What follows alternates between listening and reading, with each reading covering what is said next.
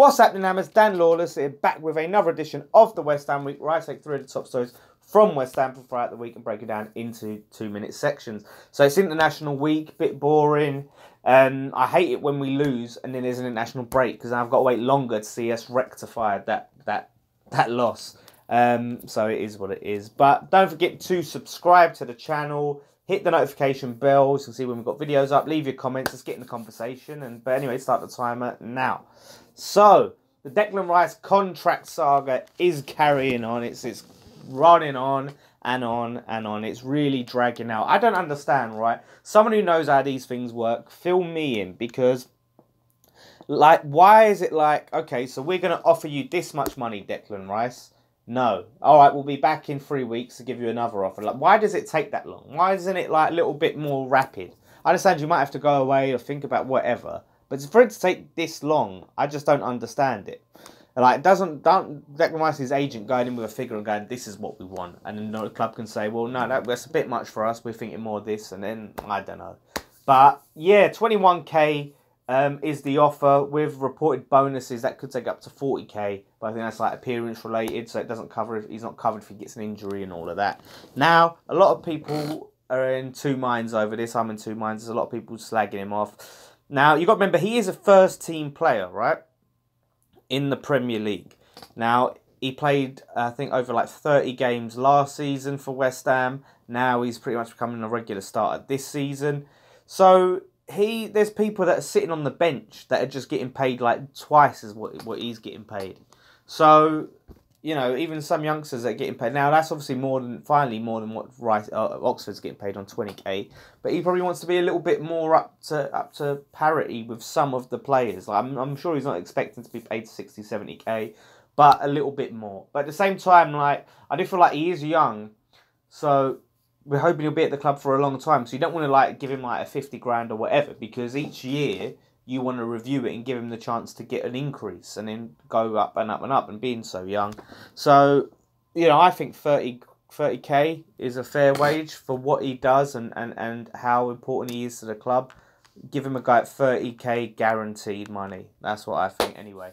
Arnautovic came out, he had an interview with Sky Sports and said that he has been playing through an injury. He's been in a lot of pain. And, yeah, he's having some trouble. Apparently, he's got some bruising on his knee that is causing him quite a bit of aggravation, but he's playing through it. What he's having to do is, after the games, he's have to take, like, a few days off of training, and then start back up training in the midweek, just to, like, you know, give it a chance to ease up.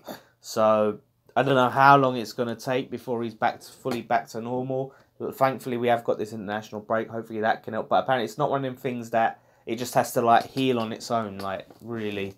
So it's really, I mean, it's too much. I mean, I'm really commend Arnautovic because he still just gives it everything. I mean, the Brighton game, I think his finishing was poor. I don't know if that has something to do with it, but he still works hard. He still tries. And to be going through how much pain, it reminds me of a Noble with his hernia. Ogbonna when he had that injury and he had to have surgery. So I commend him because we need him. Like, without him, we're screwed, really. You know, he is the guy who just makes it all happen. He's our top goal scorer. He's just that name you want to be on the pitch every single time for West Ham. He's one of our most important players. So I'm hoping it's something that gets sorted fairly quickly, because I hope it's not a situation whereby him playing, he's just going to make it worse. Like, I don't know too much about bruises on the bones and stuff like that. But, yeah, I mean, you know, big, you know, props to, I sound very good, props to Arnie, because that can't be easy. Doing that for 90 minutes, playing through that pain on your leg, the adrenaline must have to kick in. So, let's hope that heals soon.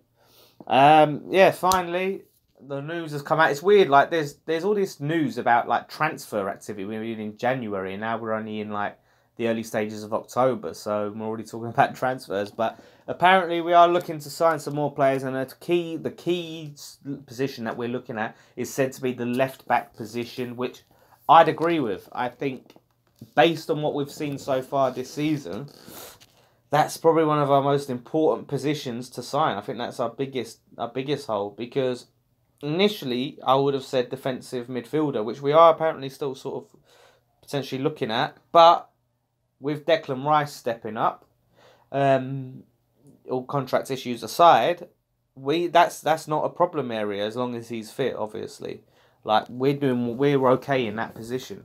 I'd rather wait. Like, this is the thing. Like, I only ever want to sign players in January that are like emergency players. We need someone for that position, because you're never going to be able to get the best value and the best players in January. You know what I mean? I like to do our proper business in the summer and take a bit more time over it, and ensure we get players we need, because it ends up being mostly panic buys in January. So I think a good solid left back. This is the thing. Like, we've got Rice and Creswell and Masuaku.